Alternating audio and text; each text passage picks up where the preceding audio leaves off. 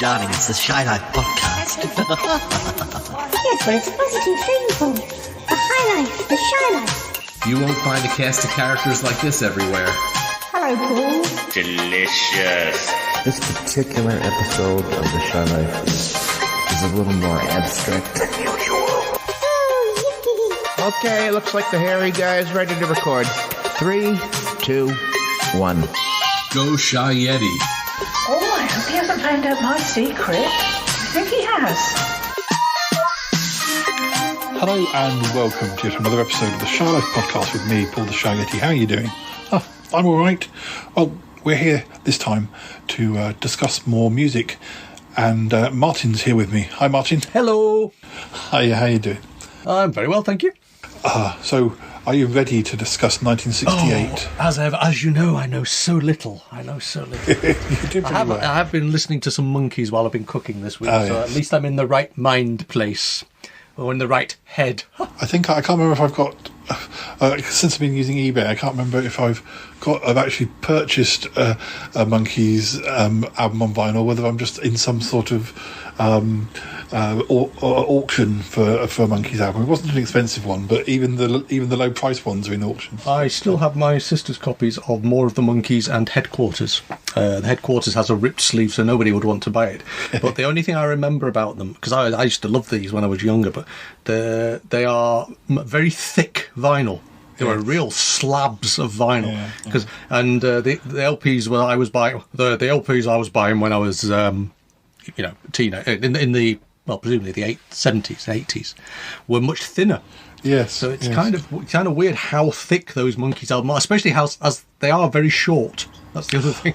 I bought some singles recently from the 80s, which are from the original, from the time, and they are very, very thin. I spoke to somebody and they said there was a thing that was going on in the 80s, and yes, they are thin, which I didn't know about. And one of the ones I bought from eBay, I shattered but I could see what I mean. It's like, like wafer thin. But anyway, well, let's run the main theme music, and when we come back, we will talk to you about the big hits of 1968 listeners. It's time for my old buddy, old pal from across the channel, across the pond, Paul Chandler, the Shy Yeti. He's not that shy. Oh, it's the Shy Life podcast. Yeah. All I wanted was a pie. And then I hatched out of an egg. Okay, bring the mic over. He's ready to record. It's the quiet ones you've got to watch, you know. Is it metaphorical? Is it deep? Is it deep? Boy, he's not all that shy, is right. Blimey, Governor, it's the Shy Life podcast. If you thought that was bad, just listen to this. Oh, I can't wait for it to begin. It's the Shy Life podcast. He's positively glowing.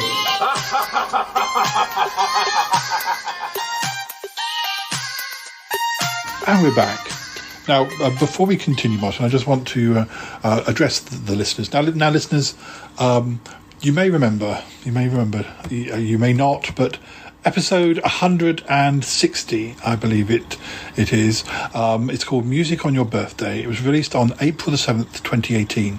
Now, on that episode, Nick and I discussed some of the music from our years of birth. And although my birth year is 73, Nick's birth year is 68. So if you go back, yes, about 3 years ago, we did touch on some of the hits of 68, but not in the depth that Martin and I are going to in this episode. Oh yes, forensic detail. Yes, exactly. I think your regulars will know there's no forensics going on here.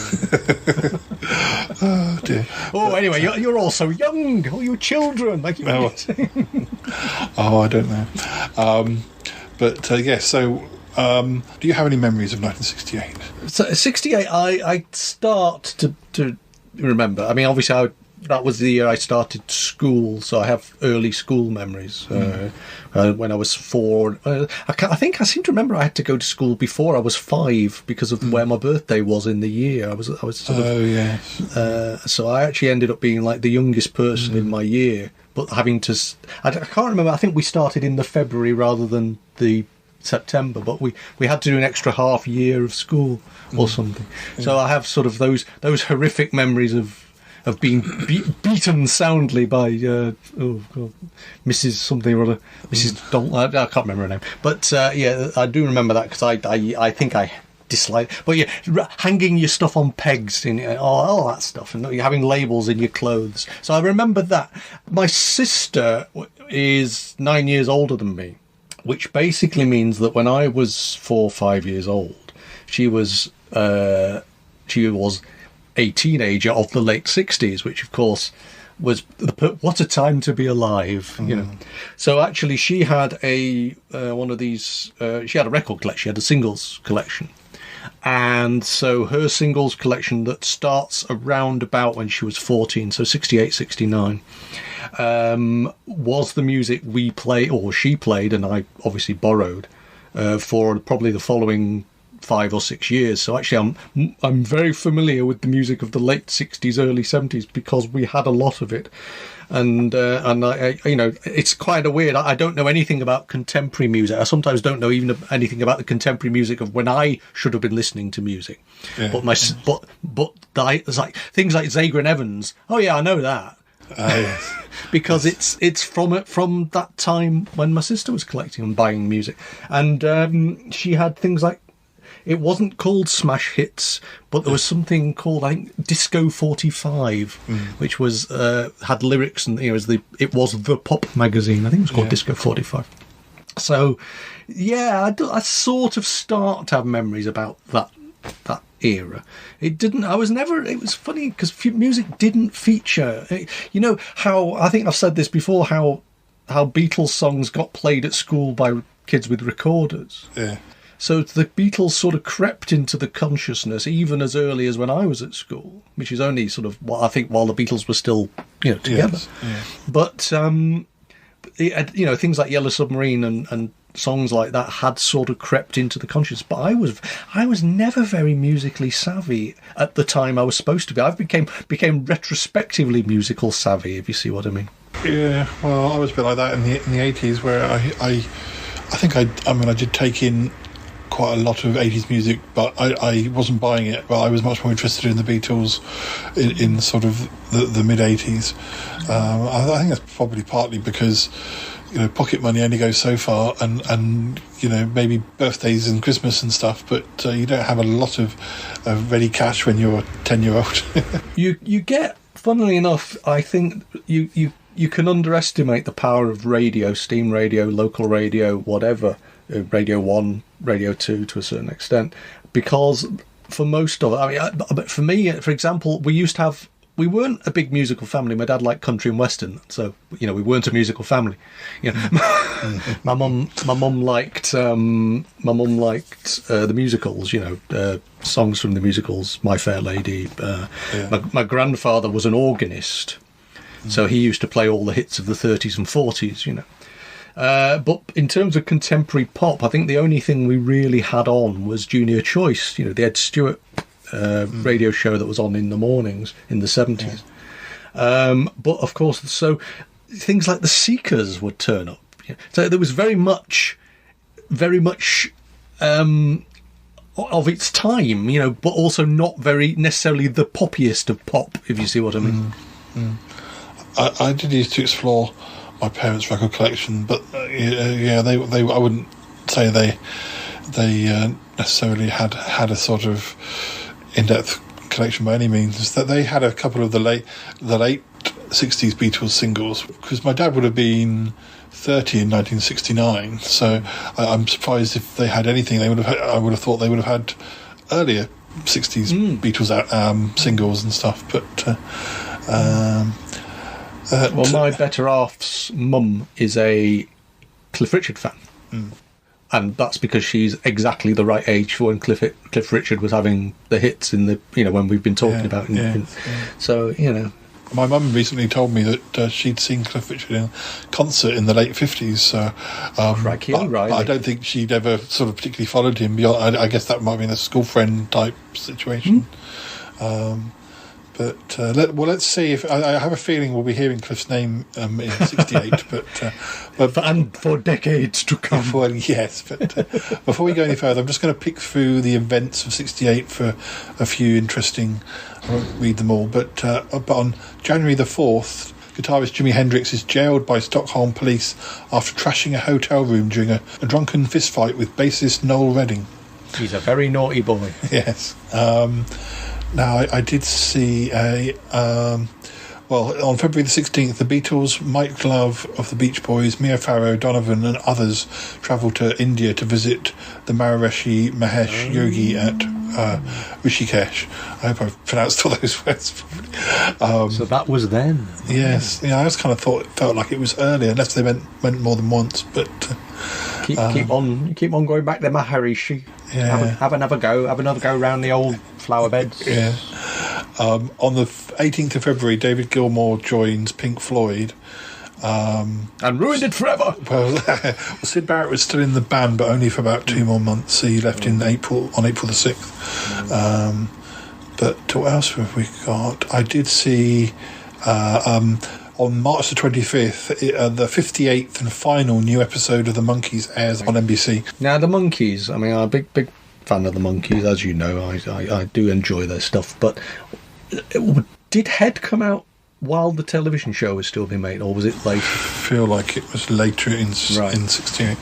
It was kind of on the back of the TV show. I have a feeling that album, is it the Bees, the Birds and the Monkees or whatever? I think that was early 68, and that was the album that still had a hit on it, sort of. Had Naismith stopped doing the TV show? Because I seem to remember seeing some on the television where Mickey's got the big afro hair or whatever, the big perm or whatever it is, and there's only 3 of them. And I'm sure it's like Mike Naismith said, "I'm far too sensible for this," and listen to the band. Off you went. Yeah, I'm not sure because he was. I'm sure they were all there for Head, but that's what I'm saying. I think they're sort of like he was maybe brought back, but I just think maybe there just seemed to be a few TV episodes where he may be on the film of the performance stuff, but he's not in the actual hijinks in the the acting bit, if you like. I really, I mean, this is one I think I've said to you before, that if I could just go and buy a DVD box set, I would have bought it. But I literally haven't seen any Monkees episodes since the 80s, and I don't even know what seasons were shown, or whether it was just the first season, or whether it was... I think there was a DVD set, but it might have only been American. It might, multi or region 1 or whatever. But it's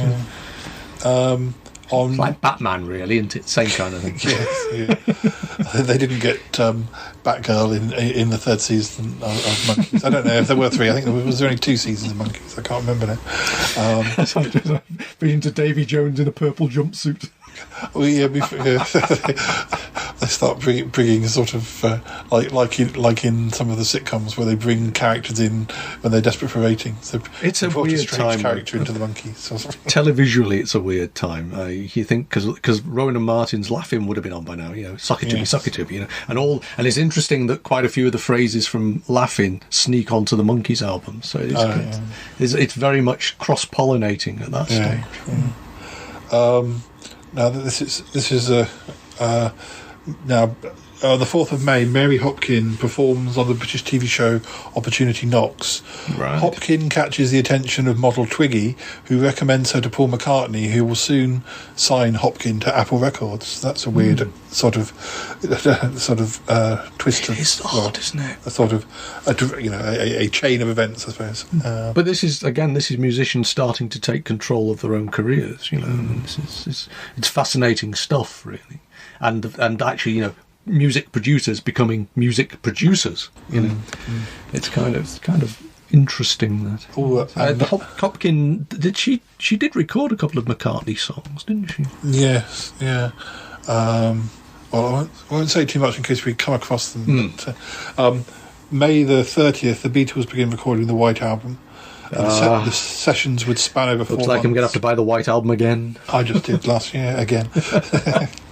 on How many vinyl. copies is that now? I definitely had a tape copy. I've definitely got a CD copy, and now I've got a vinyl copy. So I don't know that I still have the tape copy. That might have gone the way of all things tape related.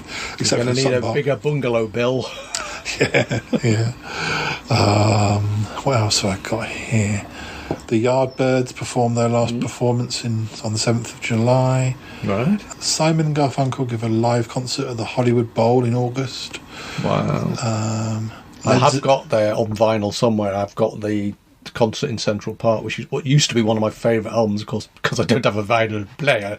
It's there on the shelf now, but... I can play you my vinyl down the phone. There's a lovely scene, actually. I saw it the other day. It's on the Mark Commode film programme, and it was talking about Head, weirdly. And it was showing Spike Milligan running around in circles with a needle to make sound come out of a record. He's just running round and round the record player. Yeah. And it makes me think, well, maybe I should do that. I should just get a needle and run round. Yes. 7th of September, Led Zeppelin performed for the first time. Really? But they're billed as the New Yardbirds.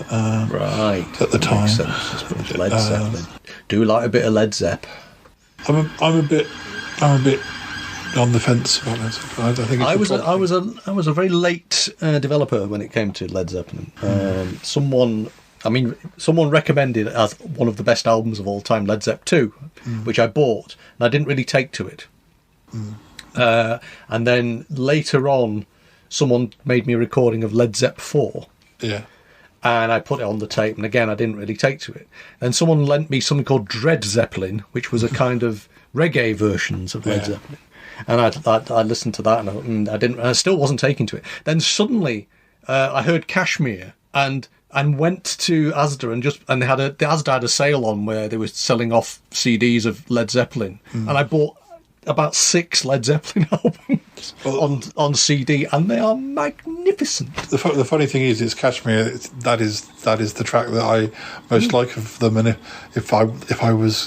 if any track was going to get me into them more, it would be Kashmir. So it's funny. Kashmir Funny is an that interesting one. I find it used to last the 8 minutes it used to take me to drive from the station to my house was exactly the length of Kashmir, more or less. Yeah. And what it was is I used to start directing the film, and I kept thinking what you need is a scene in a film where someone's just driving along and they slam the door at the end just as it finished, and I could time it to the second as a movie sequence. It would be possibly the most self-indulgent piece of filmmaking ever, but I just could see that scene in my head. Somebody needs to do it. There's a lovely 12.5-minute version on Planton Page's No Quarter album, which I do sometimes point people at, because it's got Egyptian musicians and a little bit of twiddly-foddly in it, and it's a very good version. It's always worth tracking down. You could do the scene now. Sorry, listeners, we're going off into very visual things, but now he's given me an idea. So you've got the driving scene for 8 minutes, but it's like it's all gone very Brian De Palma, and the screen is split, so something else is happening on the other side. Oh, yes. So you're seeing something, maybe somebody is... I mean, we're not talking... It's not your house. We're imagining a driving thing. Maybe somebody's doing something at the house, and the person is driving towards them, and they need to do something in the house before they get caught or something. So, well, maybe we should make it more relevant to when we're talking about make it the Thomas Crown affair. Oh, dear. That split screen thing was very much a late 60s trope, wasn't it? So yeah, hey, well, there we go. We're back in business. Brian De Palma probably stole it from that. Well, no, I think he just did it in a different way. I mean, but De Palma was and is a very big movie fan. I mean, the whole sort of tribute to Battleship Potemkin in Untouchable. Is that De Palma? It is, isn't it? Of course it is. Yeah, and a lot of Hitchcock references. Yes, precisely. So, I think homage is kind, but I think he also does it with a certain amount of class. So I think we'll forgive him. Yeah, okay. I think I've got 2 or 3 more little facts before we start the actual songs. It's going to be a long episode, this, Paul. I can sense it. It's a good thing we're not doing 2 years anymore. Hey, Paul. November the 22nd, the Beatles, they release the White Album, but on the same day, the Kinks, or the Village Green Preservation Society, is released, which is... as much as I like the White Album, I also really, really like that album too. Ooh, that's difficult, isn't it? For many years. If you've only got the pocket money to buy one... Oof. Oh dear, it would have been very difficult. I would have had to have have had to have tap danced outside the record shop to make some money. Although I wouldn't have known. I mean, nobody really talked about that album until the 90s. We'll dance for LPs. Yeah, it was only really, well, I only heard about that album in the 90s when Park Life came out by Blur, and it was compared as a comparable album to... Well, I mean, my copy of Pet Sounds was ridiculously late in my life, so... We have two more interesting little facts. 20th of December, Peter Tork leaves the Monkees. Peter Tork left them. Yeah, I guess it was him who left. I was kind of thinking it wasn't him who left, but and then the Small Face for long, did he? I mean, I swear. And on the 31st of December, Small Faces broke up. So yes, it was a. Should have used more moisturiser. Now, is there anything else on here that we need to know about? Well, Nick was born, obviously. Oh yes, Nick was born. Not until October though, so a lot of it he doesn't know. Yeah, I'll keep this page up in case we need to come back to it. But I think it's time to get on to the actual number ones in the UK. So. With a bullet.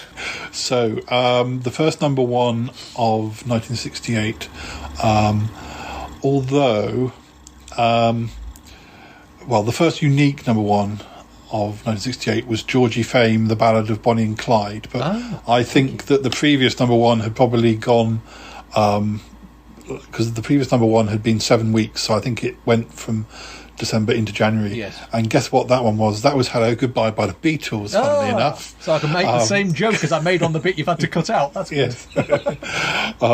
So, yes. So you don't need to cut it out now. That's fine. It's just we were in the wrong country. But, oh dear. Bonnie and Clyde got to be Public Enemy number one. I don't think I was thinking, I was looking at this list yesterday and thinking, do I know? Because I do know most of the songs that were number one this year, but that one, the one I keep thinking about, Bonnie and Clyde, is the French one, the Bonnie and Clyde by what's his name and what's her name? One brave man, he tried to take them alone. They left him dying in a pool of blood and laughed about it all the way home. It's very Georgie Fame. Yes, I don't think I know this one. It's the one I have to listen to when I Bonnie and Clyde gonna be Public Enemy number one. It was only number one for 1 week, so yeah. But my sister bought it. Yeah. I don't know whether she bought it at the time. It's interesting. There's another little story about this. Is quite a lot of her record collection seemed to come from jukeboxes. Oh yeah, because the big hole in the middle was empty. You had to buy separate ones because they used to sell off the old content from the jukeboxes. So that could be when she got them.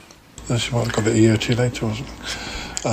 Jukeboxes. God, Holmes, you are showing your age. I used to, when we used to go into pubs a lot in the 90s, I was always, well, even beyond that, I see a jukebox, I was always headed. You were there. Yeah. A17. Oh, meant A18. Oh. 10 plays for £1. Oh. Actually, I think we probably got about 3 or 4 by the time I was having a go at it. But, so our next number one... You see, I can tell you a story about Carleon, where I was at college. Carleon, which is the South Wales, used to be the capital of the Roman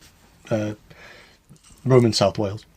And they used to have a lot of pubs and quite a lot of students. But I actually went round, I remember this very vividly, I went round the town putting £1 in all the jukeboxes. This is when you were a student and had some spare cash. And put on Rhinestone Cowboy on every single jukebox, just so I could stand on the village green, because everybody in the pub would sing it. And it was usually because you couldn't get it to synchronise perfectly. That was the dream. Oh, yeah. But we'd dash into these pubs as we were passing them and set it on the jukebox and just put it on repeat, basically.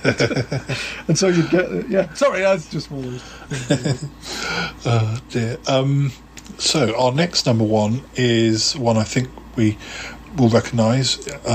It's Everlasting Love by Love Affair for 2 weeks. Interesting, yeah. I presume that's the one I'm thinking of, the Everlasting Love, that one. I presume it's that one, yeah. Although it's interesting because you start making up lyrics, don't you? When you open up your eyes, then you'll realise. Is that the one? Here I stand I'm presuming it's that one. Is that the one? Yeah, I'm presuming it's that one. Yeah, it's all right. I just occasionally accidentally slip in thighs instead of eyes, and that's a different song completely. Oh dear, that's only on certain jukeboxes in certain pubs. I've just taken you. You've now become a PG. We'll get there one day. Anyway, so our next number one was Manfred Mann, Mighty Quinn. Come on with that. Come on within. That's a Bob Dylan song, isn't it? Although I don't think I've ever. I'm not sure if I've heard his. It's their version that I presume I know best. Manfred Mann are a peculiar act. I think I've mentioned this before, but in Trivial Pursuit it was always Herman's Hermit, Manfred Mann, or what was the third one? But it was always one of these if you were guessing. Yes. But Manfred Mann, I rediscovered recently because there was a song lyric in my head for years, and I genuinely did not know who did it. And it was she walked through the corn leading down to the river. Her hair shone like gold in the hot morning sun. She took all the love that a poor boy could give her and left me to die like a fox on the run. And the song Fox on the Run is a Manfred Mann song. So I rediscovered Manfred Mann when I finally found out who did that song. Yes. And so it's another fairly recent purchase. It'll become now, when I check it, it'll be a completely different band. But there we go. Yeah, it's a bit like when I heard Autumn Almanac years ago, and I couldn't work out who that was because I'd never heard it before. And the Autumn Almanac. Yeah, and that got me into the sort of into buying the Kinks' greatest hits and stuff. But it's interesting. I have somebody who genuinely thinks that you can't be a Kinks and a Beatles fan, and obviously, it's a bit like the Oasis and Blur of the late '60s. It's kind of weird. I've managed to do Beatles and Kinks, but easier than Blur and Oasis. So that was Mighty Quinn was number one for 2 weeks, and then we have, apologies if I don't pronounce it right, Esther and Abby offer him Cinderella Rockefeller. Oh, you're the lady, da, da, da, you're the lady. I feel that was done by Raw Sex on an episode of Fetch and Saunders, but I might be wrong. But, there were quite a few songs like that in the late '60s, which are actually a bit, very well, should we say, very easy to parody if you are being a bit louche. Yeah. Well, of the number ones up till that point in 1968, that was the longest running in that it lasted for 3 weeks. Really? So it was no flash in the pan. But now our next number one is our old favourites, Dave D, Dozy, Beaky, Mick and Titch with The Legend of Xanadu. Yes, I've realised this is my sister's record collection. Yeah.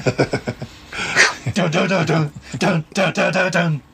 Oh, Is brilliant! this the one with the whip? I think so. Yeah, well, it sounds like a whip. Whether it is a whip, I don't know. But it's yeah. Oh, it's got a kick to it. That one, hasn't it? It's a bit of it's the Red Bull of the charts. I think. I'll have to look into this, but I'm pretty sure he ended up whipping himself in some live performance. But I might be wrong. Well, yeah, but I mean, maybe he just liked doing it. It's like the hair shirt, isn't it? Some people like to punish themselves. I did it by accident. Honest. It only lasted for 1 week, so maybe he had to have a rest after. I think my sister just had this thing for 1 week wonders. It's kind of weird. And so our next number one is our old friends the Beatles with Lady Madonna. Lady Madonna. So really, they're still releasing. Well, they're releasing singles that aren't on albums proper.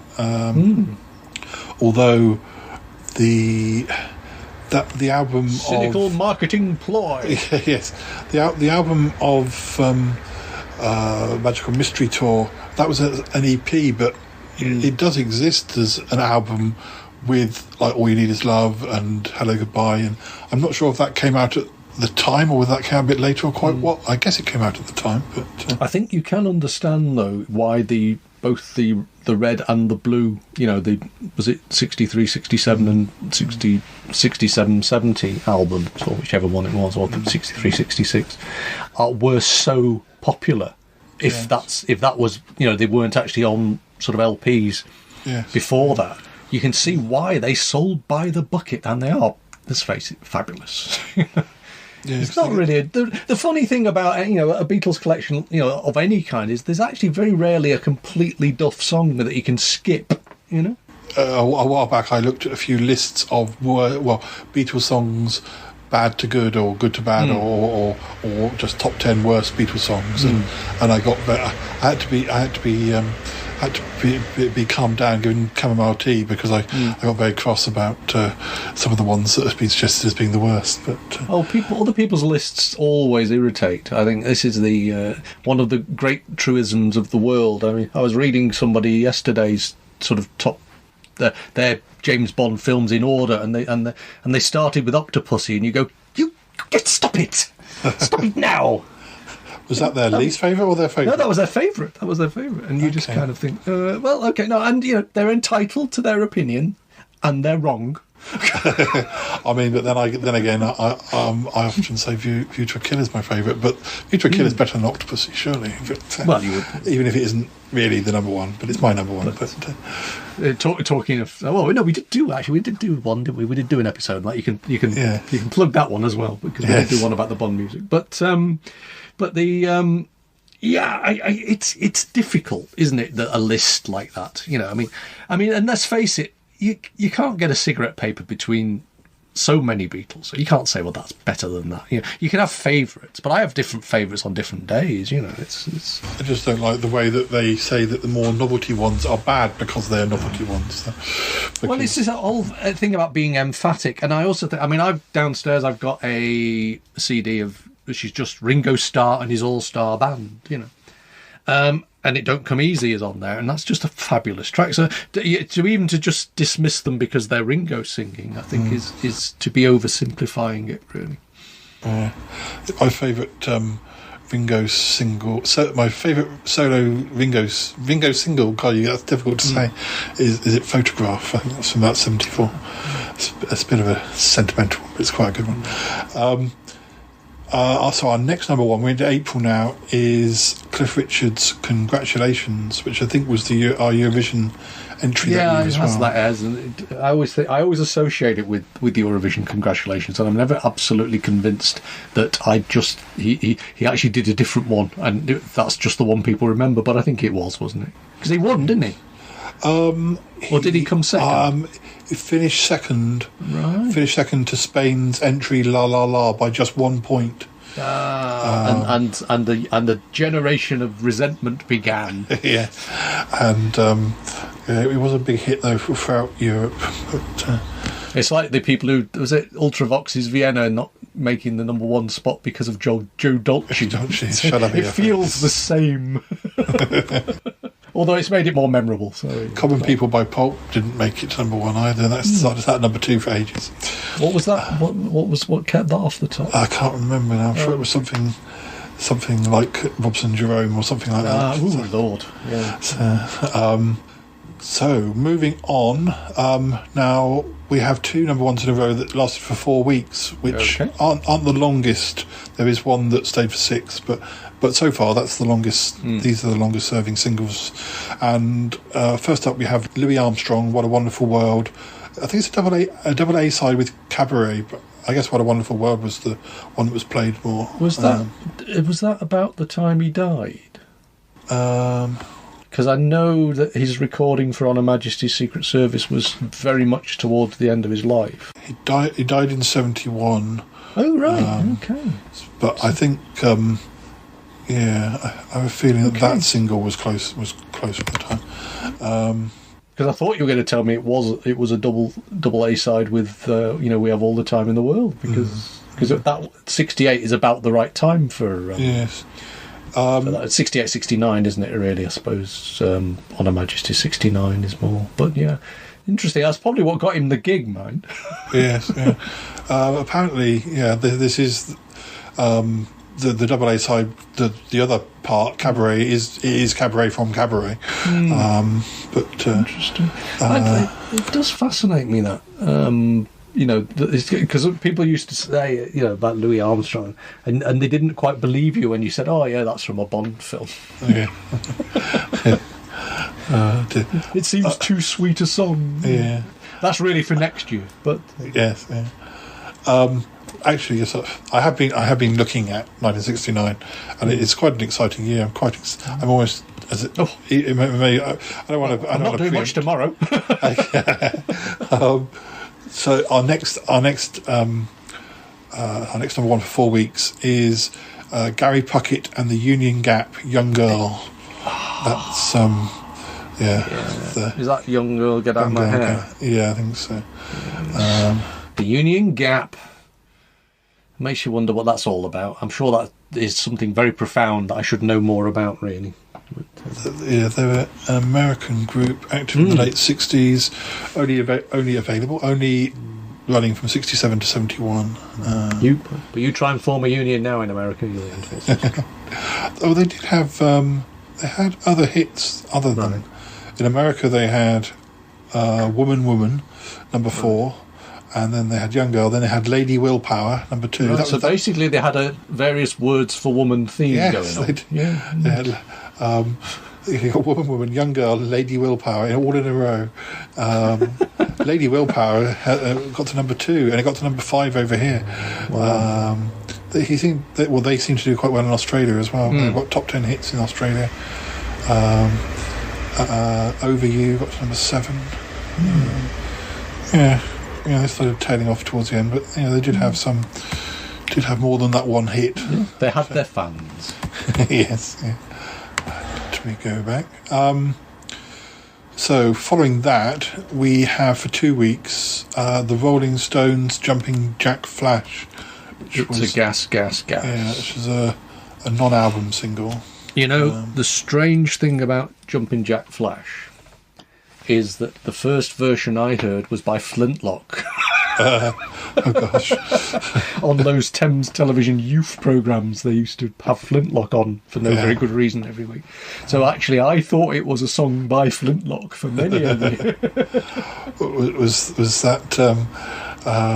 Was Flintlock going on at the same time as what's his name was appearing in Tomorrow People? Yes. There was overlapping. Yeah.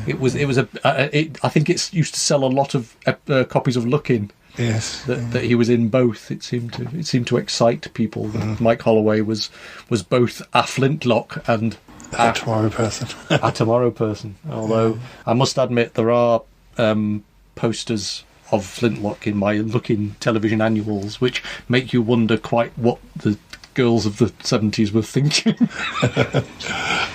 They needed a collective pair of glasses. Well, I must admit that Holloway was probably the pretty one. Yeah. Out of the group or Tomorrow People? Both, maybe. Well, times were hard. It was the 70s. There's a lot of bad hair in the 70s. It's true. Perhaps there was a power cut at that time. Yeah. 3-day week, and power cuts and all sorts. So our next number one for 3 weeks is "Baby Come Back" by the Equals. Oh right. And funny, that's a song I feel I know, but I don't know the name of the band at all. So the Equals is where Eddie Grant, who had a solo career of his own, of course, more in the 80s, maybe the 70s as well, first emerged. Interesting, because again, so that would you class them as reggae then? Because I think reggae is another area of music that kind of passed me by for a very long time. And it's interesting that people go on about any record collection worth its salt must have Bob Marley's which I can't remember the name of the album, the famous Bob Marley album in it, and I always think, it took me a long time to get round to that. Yeah. Well, they're actually described as a pop, R&B and rock group, rather than, although Baby Come Back is sort of... I think you get braver, don't you? I mean, sometimes you have to be mainstream, and then you can push the boundaries a bit, really. I think maybe that's part of it, But I'm also thinking, didn't someone like UB40 do "Baby Come Back," or whether the original is sort of a reggae-ish version as well? UB40 did quite a lot of covers of that sort of era. I've got a couple of theirs. What's the one they did with Chrissy Hind? Rat in the Kitchen. Don't know. I can't remember. Breakfast in Bed. It could be that they did "I Got You, Babe," but it's they did that as well. Yeah. Yeah, it's just that they definitely it's kind of like they put a reggae beat to a lot of their songs in the 80s, and it's kind of odd. Well, there's that thing with "Everything I Own" by Bread. The other versions, including there's a Boy George version and another version in the 70s that were reggae, although the Bread version is just a ballad. But then, because I forget his name, but because the famous number one version was a reggae cover of the Bread original, when Boy George did it, he also did it as a reggae song rather than how it is originally. So so it sort of influences. If somebody does a famous version, yes, then that becomes the template for what that song. And then Des O'Connor or Lulu would do it on a Saturday night on their television show. Yes. So following that, we have you've just summoned him up, I think. We've got Des O'Connor. You didn't say it 3 times. You didn't say it 3 times. No. I pretend. I don't think I know. That's one of the ones I definitely don't think I know, but maybe I do. It throws you a curveball, though, the charts, doesn't it? Because every so often, in amongst all the stuff you think you remember and is familiar and everything like that, suddenly something comes along that you have no recollection of that seems so non-mainstream, or rather so incredibly mainstream, that you think the sort of stuff your mum and dad would be buying, that suddenly becomes a massive hit, and you think, where did that come from out of all this other music? Although he was older than the Beatles, he was only 36 when he did this, so he was relatively young, compared to how. But it's just. I mean, I would call that crooner music, and I would I'd be surprised that it's still, because I think, let's face it, it's Ken Dodd's old record, so you can't say it didn't happen. It's just always surprises you when it pops up. It's funny how like Morecambe and Wise would make fun of him, but then I don't know what Morecambe and Wise's taste in music was. It might be that if they played their music, I'd be like, it would be just as bad to me as Des O'Connor's. I don't know. I think I've got a Morecambe and Wise LP, but I think it's a comedy. Yeah. Our next number one for 2 weeks is Tommy James and the Shondells, Mony Mony. Right. One that got Again, covered. another one of those ones where I couldn't have told you the name of the performer, but I know the song, definitely. Mony Mony. Yeah. Is that another one that's been done by about 3 million people? Yeah, it's been been done by a lot of people. Billy Idol is the one that I always think of, and that was in the early 80s. But yeah, it's been done by a lot of people. I don't know. Let's have a look. How long did they last for? 1964 to present. So, wow. So I don't They've obviously done well out of it then. Yeah, so they shouldn't be so moany, should they? Yes, I think they are probably better known in the States, but Mony Mony is the only hit they had over here. They had one called Hanky Panky, but only got to number 38. But, right, and that's not the Madonna version. I don't think it's the Madonna one. It could be. No, I can't imagine that. So our next number one is for 1 week, Fire by The Crazy World of Arthur Brown. Crazy World. That's a compilation special, isn't it? That turns on every single driving CD you've bought from a petrol station ever in your life. That's there. Yeah. Crazy World of Arthur Brown. Funnily enough, I don't know if you'll remember this, but you remember DLT used to do the ones where they bought out the old hits but put new videos to them. It was a TV show he did. Oh, I do remember that TV show.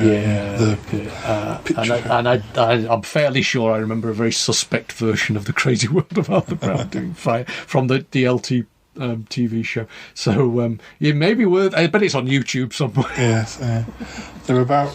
He only released about 4 singles, and that was the only one that even has a chart position. So. You see, I think that'd be fascinating. Where he should have called it the insert word here world of Arthur Brown for different Yeah. for different releases. So it's the weird world of Arthur Brown, the crazy world of Arthur Brown, the lugubrious world of Arthur Brown, the forgotten world of Arthur Brown.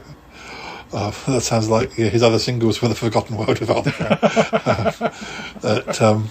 Our next number one is also our old number one, in that we're back to Mony Mony for another week. Rebound Mony Mony. Mony Mony.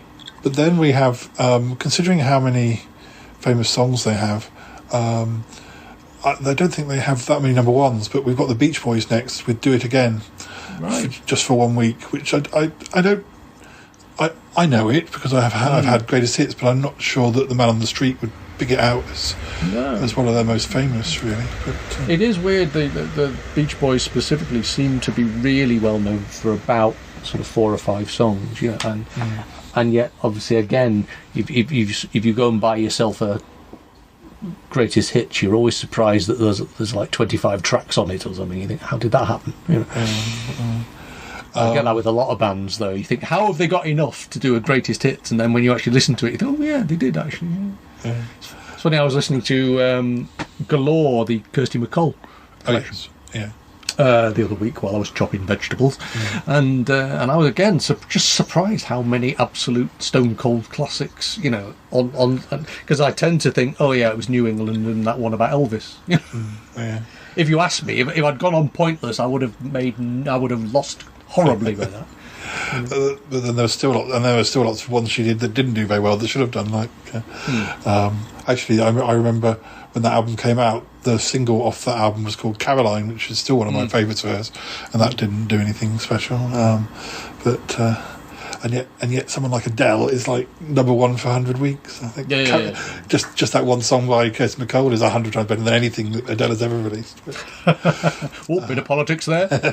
Controversy on the Shy Life podcast. I was just so bland and middle-aged, and I know I am bland and middle-aged, but I don't expect a young person to be bland and middle-aged. And I'm middle-aged.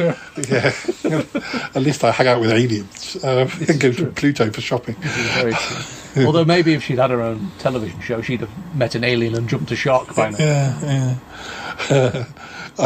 So our next number one is I've Got to Get a Message to You by the Bee Gees. And that was just number one for a week.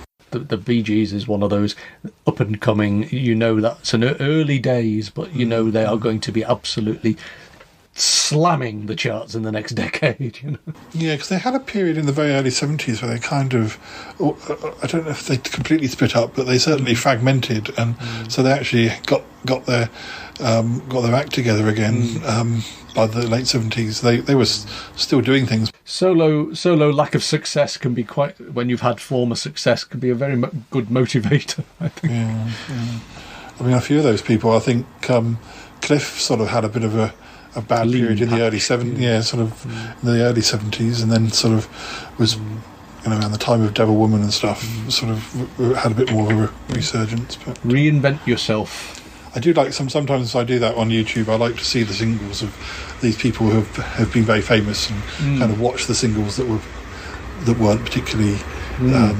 People like Elton John had patches in the late 70s, and Queen had a patch for a year or so with an album in the early 80s, and I sort of like to sort of see whether I think actually this single was really good, or actually I can see the Hot Space album though in a strangely funky way, even though it didn't really sort of it was hated by most of their fans, but it was. And in the same way, my sister was a big Elton fan in the mid-70s, so there's an album called Don't Shoot Me, I'm Only the Piano Player, she had a copy of, but I mean, when she lost most of her record collection, as I've mentioned before, in some house move or other, the one I did insist on buying myself again was Goodbye Yellow Brick Road, because I just think it's a fabulous album.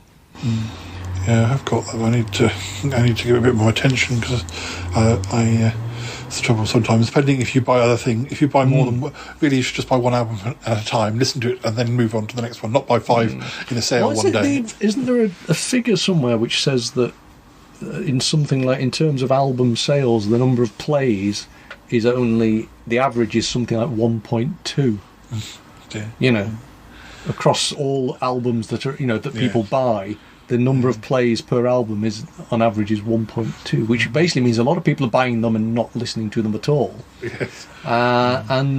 Or they're buying it, playing it once, and then never playing it again. I mean, I often think about John Peel. They used to have pictures of John Peel in front of his LP collection in his house, and you just kind of think, how have you got the time? But obviously he was making a radio show, so he would just go and pick one off the shelf and everything like that. You can understand why he had, but you kind of think, if you just sat there and wanted to listen to your record collection start to finish, nobody could live that long. Have enough thing. I do, and I do this thing now. If I hear a new band or an old new band to me, because the thing I have on my the plan I have allows me to download things without paying any extra for them. So I do download them, but will I ever get round to listening to them? I don't. I need another year. Well, I noticed you were playing at the weekend the two Bangles albums that I had, the first two Bangles albums. Yes. That I have. Yes. Yeah. I was apart from the fact that they're in a corner of the room that it's almost impossible to get at. I was going to take them off the shelf and photograph them for you just to prove I had them, because they are. My vinyl copy of All Over the Place just arrived the other day. So I've been playing that. You see, we bought it the first time round. Now that was recommended to me, All Over the Place, by my mate from 2 doors down at college, who was a massive heavy metal fan.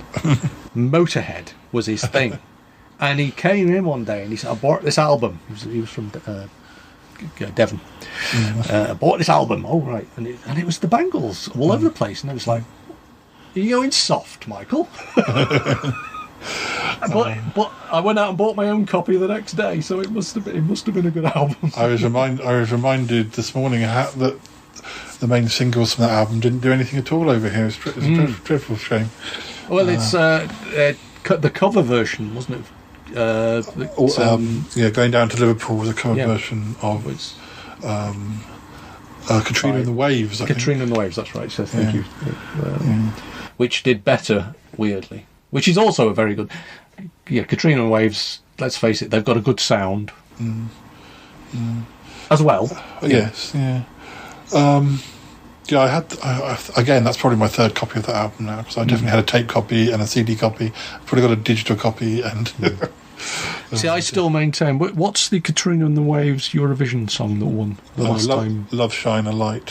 Fabulous song. And if Eurovision hadn't existed, that would possibly still be an absolutely storming piece of music. I did like that until I went to see it at a pantomime. I was using a pantomime I went to. And that tends to do it for you, doesn't it? The context was slightly like sort of either sentimental and a bit religious, and which didn't really sit with it. It felt a bit uncomfortable in the pantomime, and I thought, I'm not sure. You see, what you've got now is I've got images of I know they weren't on Top of the Pops by that stage, but I've visions of people actually shining torches around in a very literal interpretation of shine a light on me. Oh dear. Our TARDIS has drifted, so we need to get back to 68, but I'm sure the listeners will have enjoyed our divergence, and I know I did. So our next number one for 2 weeks is Hey Jude by the Beatles. That is a classic. And again, weirdly, St. John's Ambulance Discos, where I don't do public performing ever, if I can help it.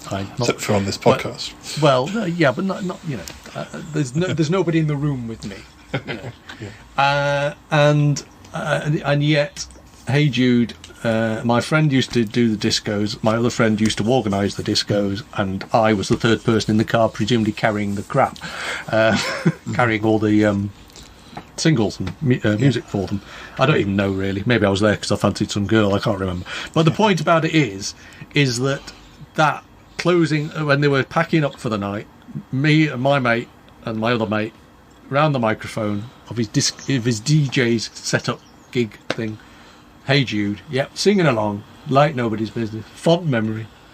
I thought you were going to say that they put "Hey Jude" on and said, by the time this song finishes, well, I want you to have packed everything up and loaded it onto the van. There was no way we were going to pack it up because we were singing it. Yeah. Funnily enough, but I won't reveal what. But I have a Beatles karaoke anecdote. But that I'll have to. I see it got to number one, but in '69. So I shall wait until we get to '69 to tell you about my anecdote about singing a number one. So we've both done karaoke Beatles number one songs. So we were talking about her at the start of the episode, but our next number one for 6 weeks, which is the biggest or the longest serving number one, it was Mary Hopkin. Those were the days.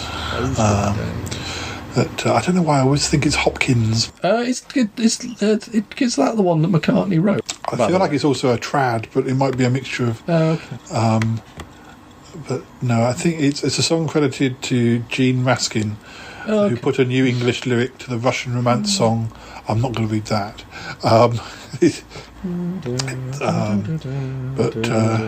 Yeah, it's got quite. I think it was produced by Paul McCartney.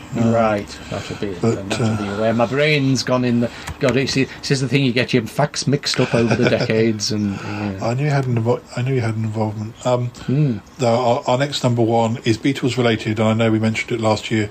It's Joe Cocker's version of "With a Little Help from My Friends." Wow, Woodstock.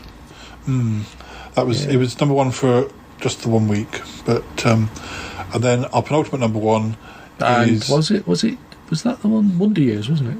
Used by With a Little Help from My Friends. Yeah. Sorry. Now we get to our penultimate number one for 4 weeks. It was Hugh Montenegro, "The Good, the Bad and the Ugly." So is that a song or instrumental? I think yes. From the film. The theme. Wow. Yeah, Yeah, why was it being? That was '66. So why is it a theme now? Why is it doing well now? But hey, it is one of my favourite films. Weirdly, I haven't watched it for a very long time, which is very bad of me because I think it's just because you have to commit to a very long evening. It's quite a long film. Oh, I see that this is the Hugh Montenegro version isn't the original. It's the cover a cover version of because the original was by Ennio. Morricone. Morricone, yes. I won't bother trying to say his first name. Morricone. That's a cryptic crossword clue waiting to happen, actually, isn't it? Morricone. Give me more ice cream. Yes. That's the thing about Morricone is that he did a lot of stuff for those funny Italian giallo movies I like, that perhaps aren't as well known in the UK as his spaghetti western scores and other soundtracks. Did he do Danger Diabolic?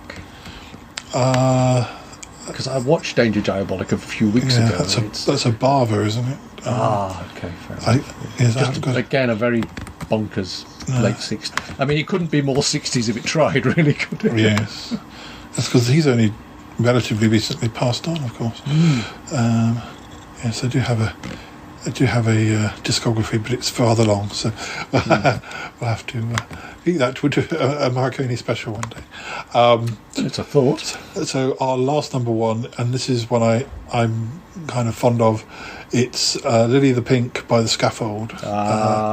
Number one for 3 weeks. I think that's one that I feel like medicinal compound. Yeah, I feel like I've just had something pop up on my email from eBay saying that my bid for the Monkees album, I can still win it, but I'll have to look into that later. You've just been outbid. Somebody might have outbid. How much time you've got? Do you need to help? No, I'm sure it's fine. It'll be fake. There's so many copies of that one, and I don't have to have that one anyway. Of course, it's worse.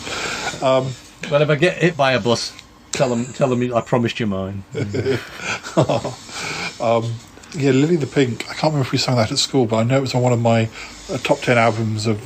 Top 10 number one singles of the 60s. It's interesting actually because I was trying to think, but there was something on Twitter a couple of weeks ago, and I ended up doing a tweet that was, I don't think anybody got this at all, but it was written to the beat of "Thank you very much for the Aintree Iron." Oh yes, another Scaffold song. Sorry, just those they did strike a chord, didn't they? The Scaffold. Well, I think as fellow poets, I think they're probably the lyrics very poetic and Isn't one of them a McCartney as well? Yes, is it Michael?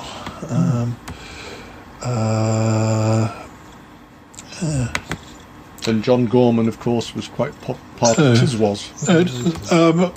Maybe he was in Bonzo Dudar band.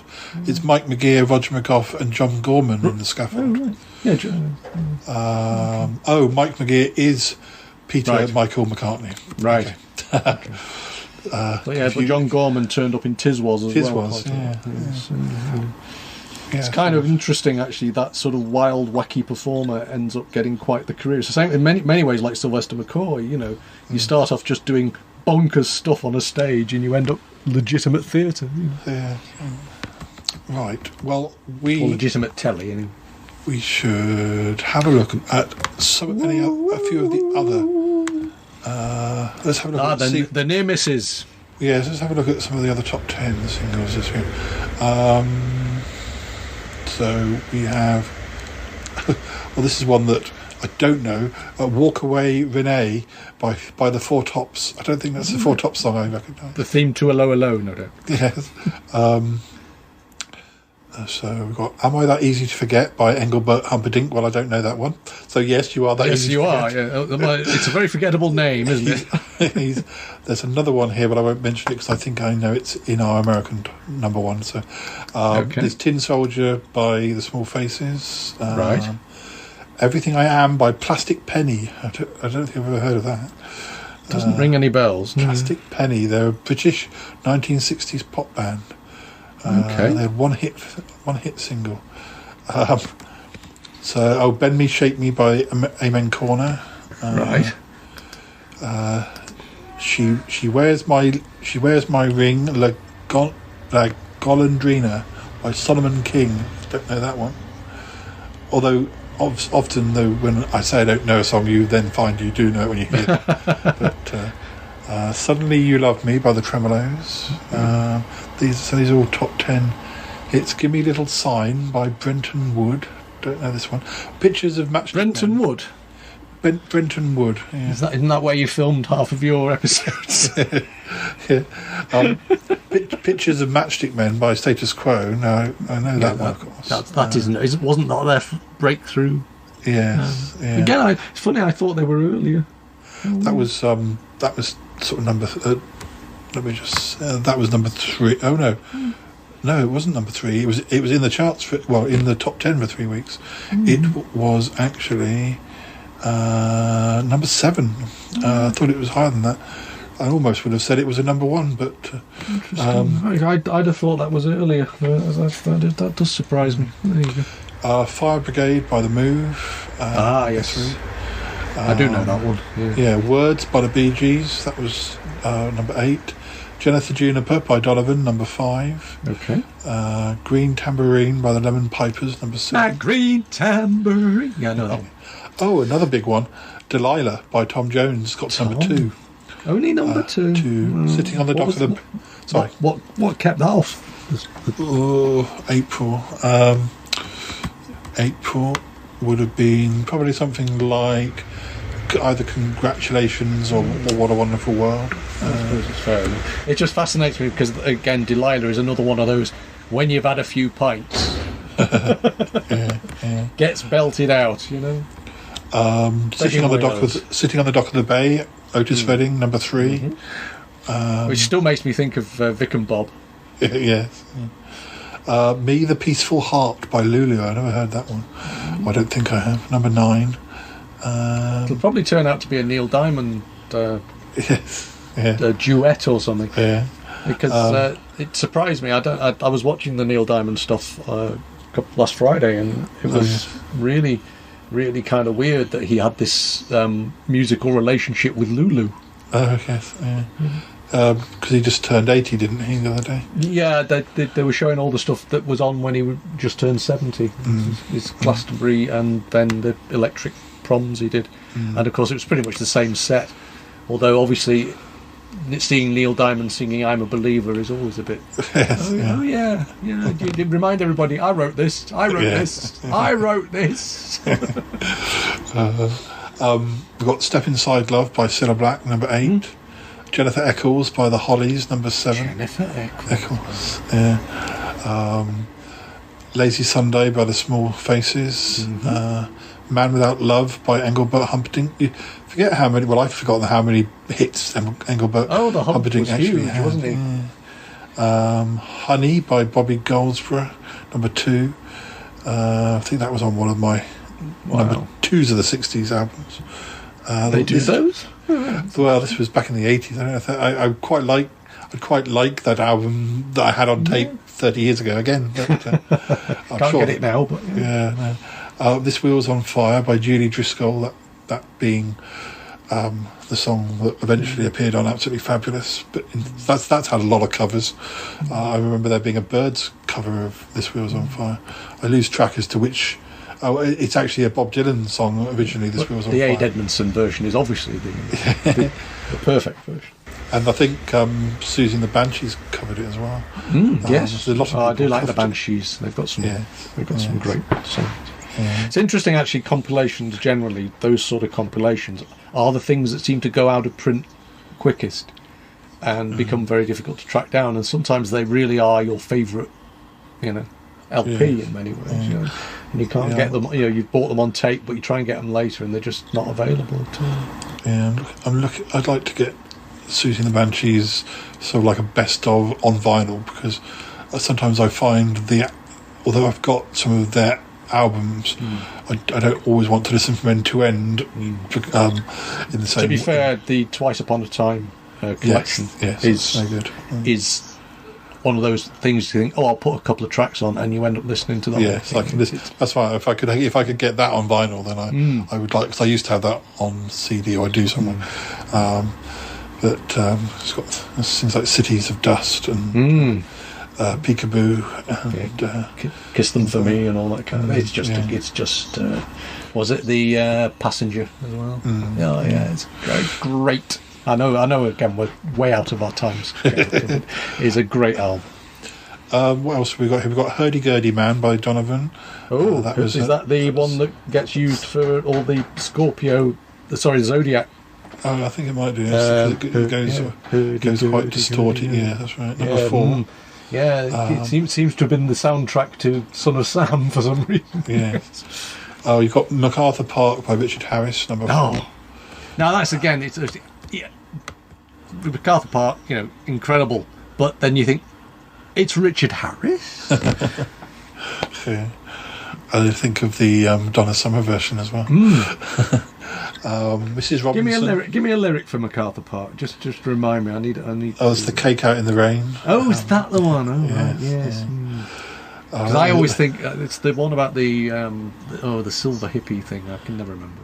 There's a lyric about silver hippies, and it just lodges in my brain sometimes. Mrs. Robinson by Simon and Garfunkel, number 4. The Graduate. We're in the era of The Graduate. Yes. Wow. And probably my favourite 60s Dusty Springfield single, because my parents did own this one. I Close My Eyes and Count to 10. Right. Yes, of course. Right.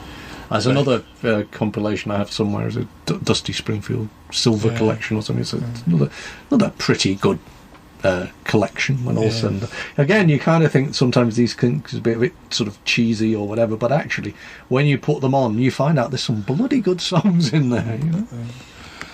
We've got Last Night in Soho by Dave D. Dozy Beaky Mick. Another one I wasn't aware of, really. Number 8. I always wondered, did anyone ever leave Dave D. Dozy Beaky Mick? And that would have really thrown the whole thing, wouldn't it? They would have had to have a cardboard cutout. If you'd lost Beaky. Yeah. Got Sunshine Girl by Herman's Hermits, number 8. What else we got? High in the Sky by Amen Corner, number 6. I Say a Little Prayer by Aretha Franklin, number 4. On the Road Again by Canned Heat, number 8. I'm gonna be going right through my record collection tonight. You do know this. What will I cook to tonight? Well, Paul, tonight I'll mostly be cooking to Ice in the Sun by Status Quo, number 8. Another Engelbert Humperdinck one, number 5. Les Bicyclettes de Belle Size. Kept them in velvet jackets. And, He was huge, actually. It's funny. I've got an annual, for want of a better word, called TV All Stars Annual, which was my sister's again, from 1970. And it's full of people now that we can no longer talk about.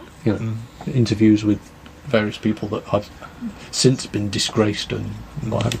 But there is an article on Engelbert Humperdinck in that very thing. So the thing I remember is the photographs of it in these massive sideburns. Yes. I've got 3 more songs before we go to America. I'm a Tiger by Lulu, which is number 9. Eye of the Tiger? No. I'm a Tiger. I'm a Tiger. I just had this strange version of the Eye of the Tiger that was used in the Rocky films, was originally a Scylla song. Done by, we got Build Me Up Buttercup by the Foundations, number 2. And I'm the Urban Spaceman by Bonzo Dog Doodah Band, number 5. So, and of course, many other songs. Pretty good year then, all said and done. Yeah. And the only problem with going to America now is we have to then isolate for 14 days. So. Yes. We're going to talk about 14 days.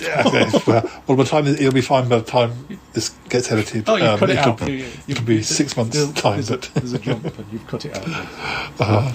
So over to America, we have Hello Goodbye for 2 Weeks by the Beatles. We have, this is the song I didn't mention, but I think it's a bit of a Beatles spoof. For 2 weeks, Judy in Disguise with Glasses by John Fred and his Playboy Band, which was a hit over here as well. Judy but I think in it's Disguise with Glasses. Sounds about right. Yeah, it's sort of a Oh dear me! You mean the Americans also had a Baron Knights? Yeah, they're a Louisiana-based band, but I don't know if they had other hits. I can't imagine they did, but although they all look quite fresh-faced and relatively, they didn't really have any other hits. They had other singles, they didn't have other hits. Not even. Well, it certainly sounds like it scans like Lucy in the Skies. They're an American blue-eyed soul, swamp pop, rock and roll, and R&B performers from Baton Rouge. Seems peculiar that enough Americans would buy that. It just seems peculiar because it's kind of like, again, I may be doing them a complete injustice, but I don't really see the American market as a great place for spoof music, really. I can't remember how spoof it is. Whether once you get beyond the, it's actually they've been around since 1958, so not with that much success. I mean, I don't think it would have been an America First, we want to show those Brits how to do it thing. I don't think we any of that nonsense, but it's just fascinating to me because I just can't picture it, being as a successful career path. But it obviously worked for them. Did get to number 3 over here as well. Even though I've never heard it. I have a feeling that I know it when I hear it, but I can't remember at the moment. So after that, we have Green Tambourine by the Lemon Pipers for 1 week. We have for 5 weeks Love Is Blue by Paul Mariette. Love is Blue. A French orchestral leader. He's conductor of La Grande Orchestra de Paul Mariette. So is this an instrumental?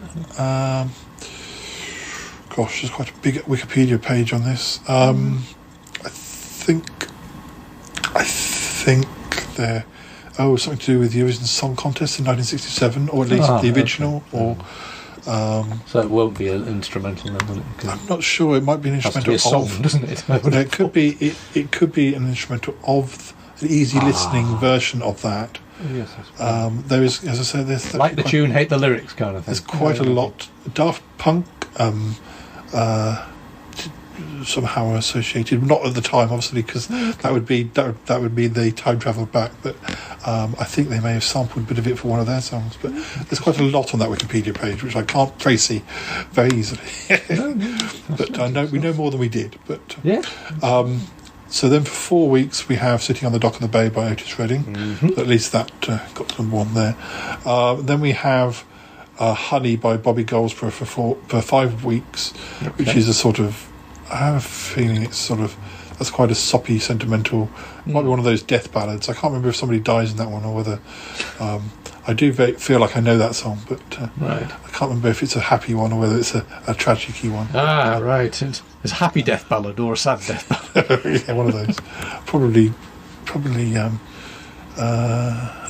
Oh yes, the song's narrator mourns his deceased wife, beginning with him looking at a tree in their garden, remembering how it was just a twig on the day she planted it. So it's a sad one. Bennett. It's a sad All one. in the space of a 3-minute pop song. Obviously, he doesn't know he's born. Cheerful song. Yeah. Then for 2 weeks we have "Tighten Up" by Archie Bell and the Drells. Right. That's they're a Texas-based R&B vocal group. Okay. And Is that going to be one of those where when you hear it you go, oh, it's that one? I don't know, because it doesn't actually say that it was a hit outside of America, but then you never know with Wikipedia. It could be that they can't be bothered. Then Mrs. Robinson got to number 1 for 3 weeks, and then for 4 weeks, "This Guy's in Love with You" by Herb Adpair, which Good old Herb. No, did that come from a? No, it didn't. I thought that came. I clicked on that, and a little picture popped up. It looked like it was a still from a film, but I think it's just a. Oh, that's a song written by Burt Bacharach and Hal David. Then I don't know about this one. Gosh, for 2 weeks in July we have "Grazing in the Grass" by Hugh Masekela. I think he's a South African trumpeter. Yes, he's the chap who worked with Paul Simon and Graceland. Hugh Masekela, yeah.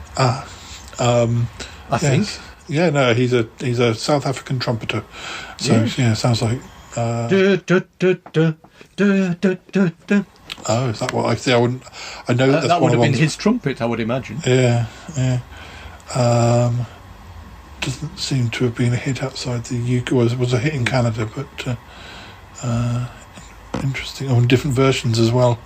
There was a band called the Friends of Distinction did a vocal cover version in 1969. So after that we have "Hello, I Love You" by The Doors for 2 weeks. Then for 5 weeks we have "People Got to Be Free" by the Rascals. Right. Who are an American rock band. Then we have "Harper Valley PTA" by Jeannie C. Riley. Yes. Country song. No, I do know that one. Yes, that was one of my, that was in my sister's collection. Yeah. But yeah, it was a number 12 hit in the UK. I recognise the title more than I recognise. Well, it's funny. I'm desperately. Having said I know it, I'm now desperately trying to think of the. I can literally not remember any of it now. But yes, but I do. It used to be very familiar. It's like suddenly my brain has gone for a walk around the living room. That's one we'll have to get Ink to sing that one. Yeah. Although as we can't remember it, he can sing anything and just say the words "Harper Valley PTA." We'll go, "Oh, that's good. Yeah, that's the one." But after that, for most of October, well, all of October and all of November, pretty much, we've got "Hey Jude" by the Beatles. So I think that was a longer at number 1 in the US than it was in the UK, because that's for 1, 2, 3, 4, 5, 6, 7, 8 weeks.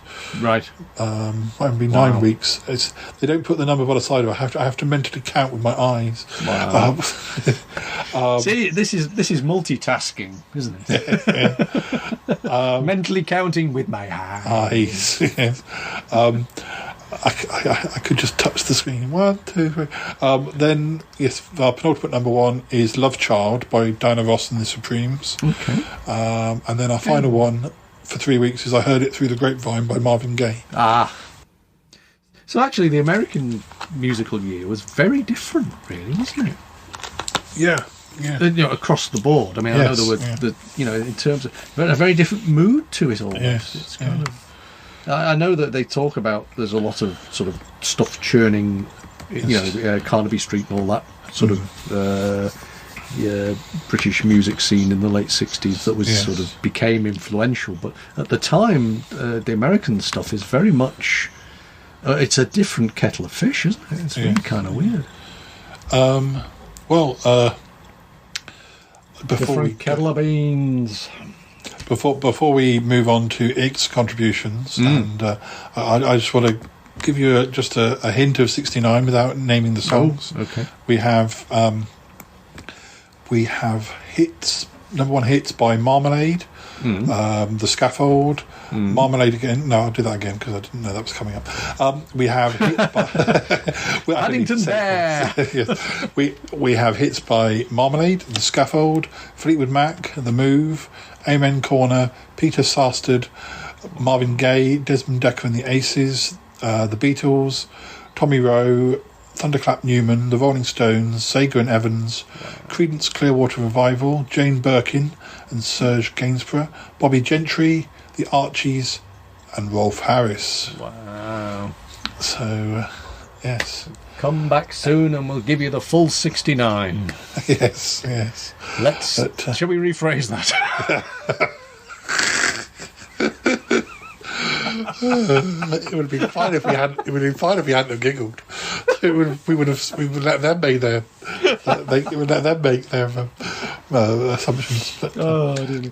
I try and get. I was saying earlier about radio, and how radio is very much influences your listening pleasure. I've got this is what'll happen now. I won't be able to remember it properly. I've got this jingle. There's a chap on Piccadilly Radio called Phil Wood, who used to do a morning till lunchtime show. And he used to have this jingle which went, Wood, Wood, wonderful Wood. He'd be here all day if he blooming well could. As it happens, he's here from 10 until noon, plus 45 minutes, you flipping buffoon. I'm sorry, till 12:45's what we meant for the more discerning listener and the executive gent. Which I thought was one of the most brilliant jingles. I mean, obviously it's sung. Yeah. But it's stuck in my head all these years. But I still think that the more discerning listener and the executive gent is possibly what the Shy Life is all about. Thank you. Well, Martin, thank you very much for joining us for 1968. And, Always a pleasure. We don't worry, listeners. I intend to get in for some other years after 69. Well, I think we're running out, aren't we? Yeah, we're running out of 60s, but we did speed through the first four. But yeah, I think there's been more going on the later part of the 60s anyway. So, anyway, well, coming up after the theme, we have Ick singing you some of the big hits of 68, and I'm sure it'll be a wonderful performance. And if I didn't recognise Harper Valley PTA before, I certainly won't afterwards. Anyway, thanks, Martin. Goodbye for now. Always a pleasure. Take care. Bye.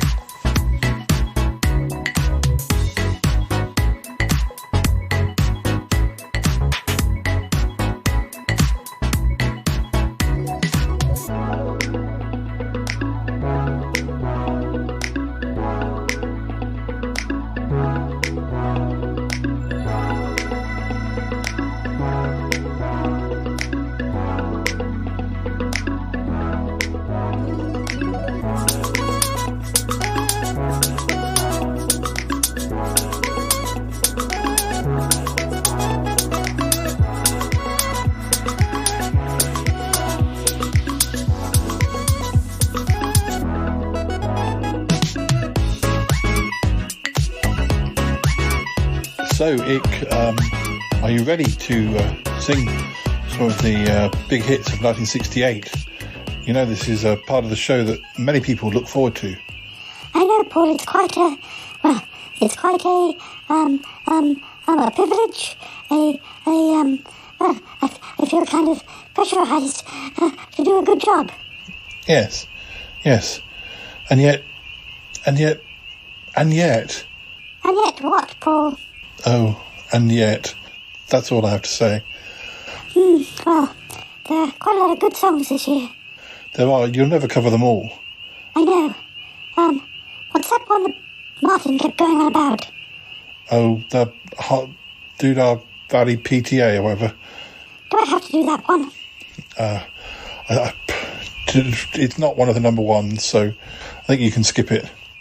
Oh, will Martin be disappointed?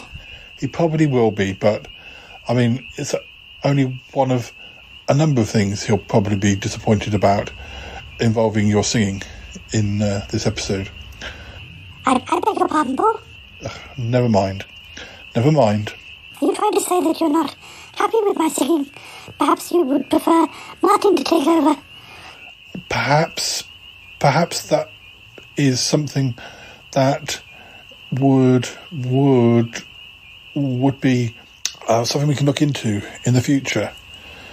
Well, I don't feel very valued. Yeah, you are valued, Ick. It's just, I wish you'd learn the words a bit better. Oh, and the tune. The words and the tune, Paul, I mean, what do they matter? The words and the tune, what do they matter? No, you're right. What do they matter?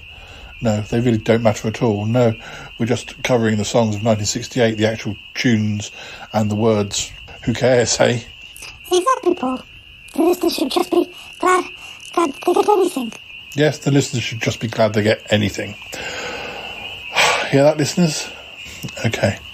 Well, I can hear the theme music coming. Well, get ready. I hope you've got something for us. Well, I'll have something for you, believe me. I do. Don't go away, listeners. Don't go away. I gotta go now. Bye. Gotta go. Bye. Goodbye.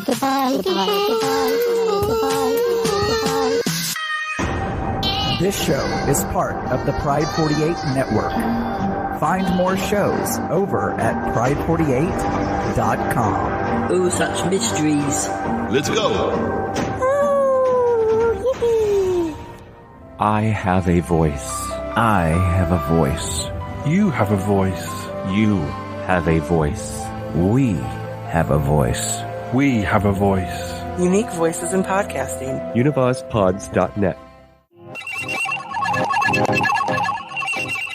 Let me see. The Ballad of Bonnie and Clyde. Don't know that one. Oh, this one. Open up your eyes, then you'll realize. Look at those flies, everlasting love. Da da da da da. Do do do do do. Do do everlasting love. Yes. That's the chorus. Might come on without, come on within. There's nothing going like them. There's nothing like the mighty Queen. Oh dear. Come on without, come on within. You ain't seen nothing like the mighty Queen. Something like that. You're the lady that I love. You're the lady who... yes. Cinderella, Rockabella, yes, you are a Bella. Legend of Xanadu. Xanadu, do, Xanadu. That's the wrong Xanadu. Oh, is it? Oh dear. Oh well. Oh well. Carry on. Okay, Lady Madonna, do-do-ah-do-do, do-do-do-do-do-do-do-do. Who pays the money when you pay the rent? Do-do-do-do-do-do, heaven sent. Congratulations, whoop-oo, and jubilations, whoop-oo. And I know every badman that you're in love with me. Do. Congratulations, whoop-oo, and jubilations, whoop-oo. And I tell everyone that you're in love with me. Yes. Cabaret, no. Your life is a cabaret, old chum. What a wonderful world. Oh, a little A-side.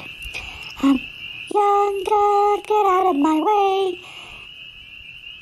You-do-do-do-do. You're much too young, girl. Jumping Jack Flash, it's a blast, blast, blast. Jumping Jack Flash, yeah. Baby, come back. Do do do do do. Baby, come back. Do do do do do do. Baby, come back.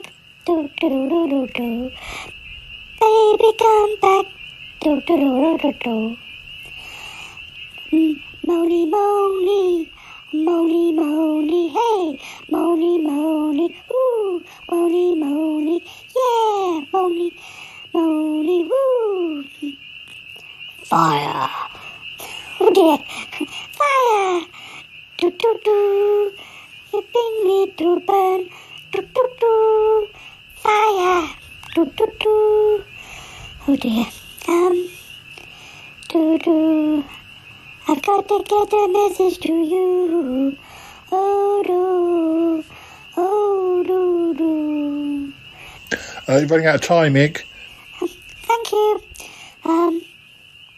Hey Jude, don't let me down. Sing a sad song and make it better. Remember to let it into your heart, and then we will turn to make it better, better, better, better, better, better.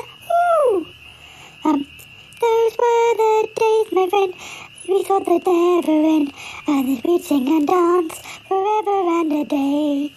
Do do do do do do do do do do do do do do do do do do do. Yes. Get by with a little help from my friends. Yes.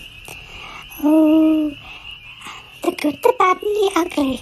How does that go? Papa, he's the good, he's the bad, and he's ugly. He's very good and bad and ugly at the same time. You're making it up, Ike. There's no song like that. It's an instrumental. Really? Oh, thank goodness. I was winging it. You jolly well were. Just one more, Paul. All right, one more. We're drink, the pink, savior of the human race, the invented medicinal compound, but efficacious in every case. Oh, Mr. D had thinking ideas, and to make all false and he gave a medicinal compound. Do-do-be-do-do-do-do-be-do. Oh, we'll drink, the pink, the savior of the human race, as he invented medicinal compound, was efficacious in every case. That was actually not so bad, Ike. Not so bad compared to what? Well, compared to everything else you've ever done before. Singing, I mean. Oh, thank you. I'm going home now. You are at home. No, I mean, I'm going back to space. Ike, don't go back to space. Well, I don't feel valued. Look, just get learning 1969. You've got one more year of the 60s to go. Try and get the songs right this time, maybe. Oh, I don't know. I've never been treated with such disrespect. Bye, listeners. Sorry about this. Ike's having a bit of a diva tantrum. I'm not having a diva tantrum. I do all this singing for you, and there's no gratitude at all. Oh, just learn the words and the tune. Words and tune, words and tune. It's always words and tune with you, isn't it? Just that little thing, words and tune, you know. Bye, listeners. Bye, listeners. A new album will be out for Christmas. He wishes. Such disrespect. The first number one of 1968 was Hello Goodbye by the Beatles, which I have a feeling was still nice around. New Year song, isn't it? Yes. Yeah. Hello 68, goodbye 67. It's just a minute. I made a complete muck up. I'm looking at America. Yo. Right, we'll cut that bit out. I did that the other day when I was doing there's an outtake I put on the clip, one of the clips episodes where I'm doing the links with Ick or whatever, and I start reading the episodes, and then I get through about 5 of them and I go, Now, this minute, this is 2019 I'm reading. Even though we've all lost a year. Even when I'm reading like 200 and something, and I know I didn't do any 2 episodes with 200 in last year. I'm becoming more and more boggled by the fact that we're nearly in February of another year, and where did that go? I mean, literally, we're nearly a year of this now, and I just feel like I've lost a year. And you were alive for every day of it, but it just feels like it went like that's what podcasts are for. At least you have that to show for it. You can say, look, the diary of a podcaster aged. I did exist. My voice is here to exist. Right, we'll start again. So you're going to edit that bit in again. That'll be an extra at the end.